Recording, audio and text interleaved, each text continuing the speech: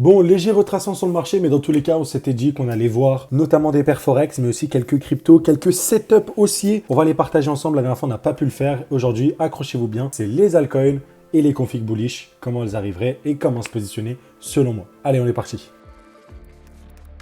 Je veux juste garder le suspense encore un petit peu si jamais vous voulez voir les altcoins. On va juste commencer par l'euro USD parce que c'est super intéressant l'analyse qu'on a effectuée ici, cette continuation haussière. On avait eu plusieurs setups, on avait notamment ce carré bleu que vous voyez juste ici, qui était noté. Donc dans la vidéo, je vous expliquais. Donc là, on pouvait jouer la position court terme si jamais ça n'aboutissait pas. On aurait pu avoir une nouvelle exécution ici parce que pour moi, le vrai lot protégé se trouvait sur ce lot-là. Donc bon bah, on va dire qu'on a bien fait de le définir.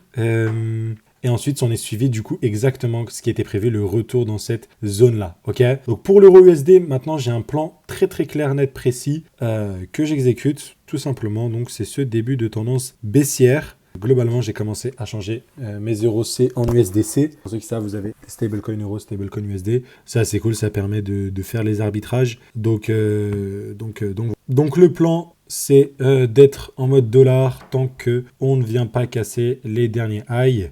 Voilou. Et c'est aussi basé notamment sur le Dixie qui nous fait un potentiel pattern d'accumulation comme on le rappelle. Donc voilà, le plan est très clair, net, précis. J'essaie de me positionner en mode avant-gardiste parce que oui, à l'heure actuelle, on a des plus grosses probabilités de faire ça, de continuer la structure baissière. Mais vous le savez, mon instinct, mon expérience me dit qu'à l'heure actuelle, j'ai plutôt l'impression qu'on est sur une accumulation, ok, avec la création de ce qu'on appelle un support que vous voyez juste là, prise de liquidité, hop, et pour aller venir push chercher ces niveaux-là. On avait dit ce niveau-là, voire ceux-là. Donc voilà, après cet excès baissier, j'ai l'impression que le dollar pourrait être prêt à reprendre du poil de la bête. Ça corrobore un peu avec mon analyse euro-USD, où on est de retour dans cette grosse supply qui date quand même de 2021.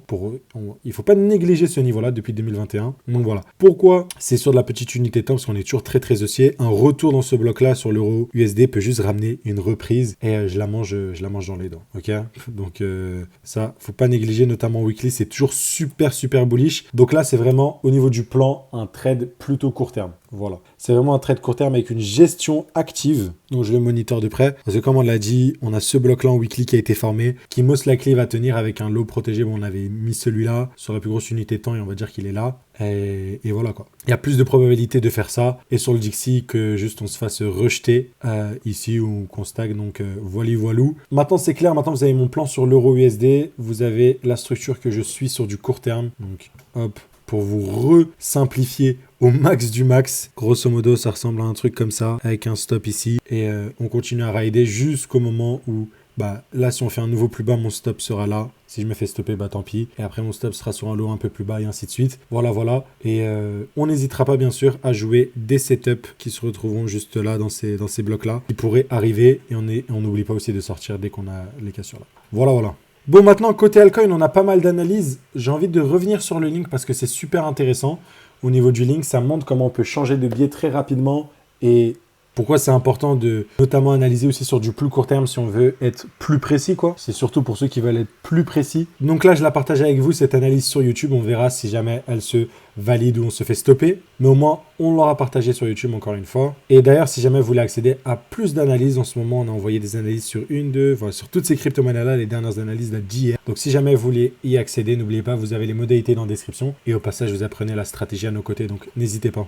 Du coup, bon, bah sur Link, ça a bien accéléré en vrai. On avait une entrée assez grossière parce que voilà, l'unité de temps utilisée était plus ou moins grossière, mais le pattern était assez simple et je vous l'expliquais hier, c'était en mode réaccumulation. Hop, techniquement, on aurait pu rentrer dès la cassure, vous avez vu. On l'a pas envoyé dès la cassure vu qu'on a envoyé l'analyse en retard, mais grosso modo, ce serait là qu'il faudrait rentrer et viser des plus hauts. Et on le rappelle, on vise du coup, sur ce pattern-là, sur du court terme, une structure comme ceci pour un nouveau plus haut sur notre ami le Link. Bon, Link, ça excite pas tout le monde vu les pourcentages, mais on a d'autres. Parmi ceux-là, pour moi, c'est le NIR. Et là, je vais vous expliquer le plan détaillé. Le plan est super cool parce qu'avec ce petit retracement, on est de retour dans les belles petites zones. Donc, ces premières FVG, pour moi, c'est des premières zones d'exposition. Deuxième zone d'exposition, c'est là. Donc, grosso modo, le trade, pour vous dire concrètement, sans bullshit, sans quoi que ce soit, ok, ressemble à ça avec une entrée ici, hop, stop sous ce niveau-là. On est sur du 8 heures. Et on vise encore une fois le retour dans ce gros gap après cette réaccumulation. Et je pense qu'on peut même viser un petit peu plus haut.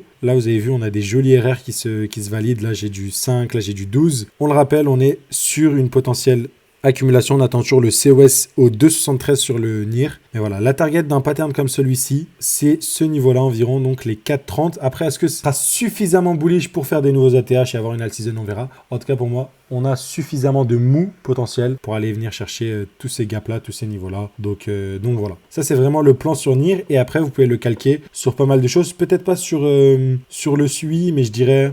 Pourquoi pas sur le Tao, avec cette reprise, cette structure, avec, bien sûr, si on est toujours haussier, ce lot est protégé, et que sur ce retracement-là, tu vas juste chercher à rentrer pour aller push un petit peu plus haut. Sur le Dodge, pareil, jolie accumulation, on l'a parfaitement partagé, on est de retour dans le bloc, on a repris, vous pouvez mettre un lot protégé ici, voire même celui avant le pump, et jouer de la continuation. On est venu casser le dernier high, donc pareil aussi, techniquement, la position et le plan sur cette alt, c'est un truc comme ça, pour de la continuation haussière. Est-ce que ce sera le cas ou non? On ne le sait pas, mais en tout cas, c'est ce que la stratégie entre guillemets stipule qu'on va pouvoir exécuter. Bien sûr, là je mets le truc grossièrement, mais on peut l'optimiser sur des plus petites unités de temps. Mais voilà, c'est là toutes les structures m'indiquent qu'on va au moins repush un petit peu plus haut. Juste, je me méfie par rapport à Dodge parce qu'on a déjà atteint, tu vois, les premières targets. Mais tu vois, si on est suffisamment bullish, ça va être une reprise. Et pour ma part, prochaine target sur le Dodge, c'est revenir dans cette supply là, cette supply qui se retrouve entre ici et ici, au 0,30 et ça fait quand même un joli pourcentage, on le rappelle, à 66% potentiel à venir chercher. Pareil, même un truc comme EGLD, ça a l'air d'être plus ou moins mort, mais on a toujours ces scam pump, comme on les appelle, ces dead cat bounce.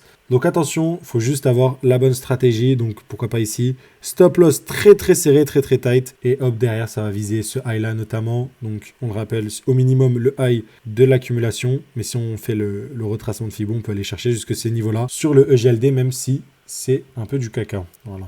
Et donc, c'est plus ou moins ça le plan sur les crypto-monnaies. Ces accumulations qui se mettent en place, qu'on va jouer. Donc, il y en a beaucoup. Le but, c'est de pas toutes les prendre celles qui vous intéressent, bien gérer le risque. Et voilà, en fait. Aussi simple que ça. On avait parlé d'XRP qui avait bien repris. Voilà, qui pourrait faire potentiellement des ATH. J'aurais pu vous parler notamment de WorldCoin. Bon, voilà, c'est comme des altcoins assez risqués, je vais pas vous mentir, donc on fait attention. Est-ce que Stark, on a une config encore une fois, comme la dernière fois? Parce que la dernière fois, on a eu un joli x2 sur le Stark. Donc quand même, tu vois, on est revenu chercher ces gaps-là. Donc c'est vraiment ce scam pump que vous voyez sur le Stark, notamment, qu'on va venir chercher sur les autres et jouer, ok? Donc, ce qu'on a vu sur le NIR. Si on le recalque sur NIR, je vous l'ai montré avec la FVG. Si je le recalque sur le Stark, c'est pareil, c'est prise du dernier lot protégé ici, on repump, et c'est pour aller chercher ces gaps-là. Et derrière, voilà, c'est non négligeable. On est quand même sur un x2 sur le Stark, histoire de, hop, pouvoir exit, revenir ici. Donc, voilà. Le pétrole, ça continue aussi. Je pense que ce sera l'un des plus... Franchement, les plus beaux trades que j'ai fait cette année, c'est celui de buy le pétrole au bottom, de le racheter ici. On verra si ça va se confirmer qu'on va casser cette FVG là. Je le rappelle, moi je m'attends toujours à des plus hauts sur le pétrole. Bon, sur les autres, on avait déjà vu hier, mais voilà. Donc, vous avez à peu près mon plan et ma vision que j'ai sur les altcoins.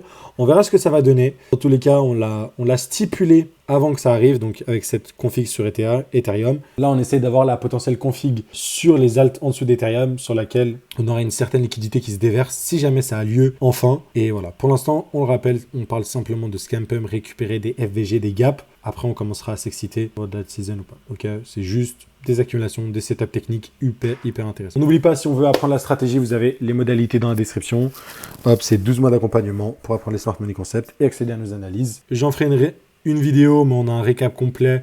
On est quand même sur d'énormes performances et ceci, ça fait plus de 6 mois qu'on partage de manière publique. Donc voilà, je vais essayer de faire quelque chose de propre parce que c'est toujours facile de dire aux gens, rejoins et tu verras les résultats. Ça prouve rien, vaut mieux le mettre de manière publique. Et si je peux vous mettre un petit truc, donc le bilan après 7 mois, vous pouvez mettre pause. Vous l'avez juste ici, donc si vous me faites confiance. Mais après, ne me faites pas confiance et je vais essayer de mettre en place un truc qui sera facilement vérifiable. En tous les cas, il y a plus de 100 personnes, donc si on commence à manipuler, bidouiller des trucs, voilà, on se fera interpeller. Donc voilà. Et comme on le dit, toujours attention, mais les analyses ont été plus ou moins bonnes. De toute façon, vous pouvez le voir sur la chaîne YouTube, c'est plutôt cohérent avec les SL, les TP, vous voyez, le win rate, 60%. Donc sur 100 analyses, il y en a 40 qui seront fausses notamment et 60 qui seront plus ou moins bonnes. C'est à peu près ça que ça veut dire. Enfin bref, allez, je vous souhaite une agréable journée, abonnez-vous et à très très vite.